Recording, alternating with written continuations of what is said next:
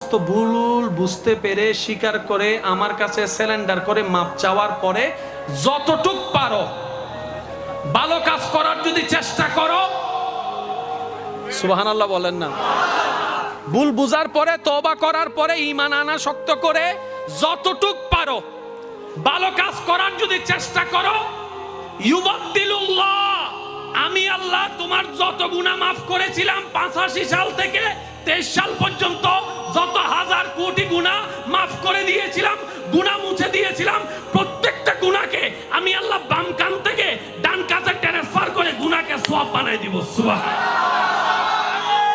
যেতে হবে রবের দিকে, শয়তান টানতেছে নিজের দিকে। এই যে একটা শয়তানে টানতেছে, আপনি রবের দিকে যাচ্ছেন, এই যুদ্ধটা দেখতে রব বেশি খুশি হয়। আর একটু জোরে বলা যাবে সুবহানাল্লাহ। আপনি জানেন, আপনার যখন আজানের সময় হয়, আপনি প্রায় সময় খেয়াল করলে দেখবেন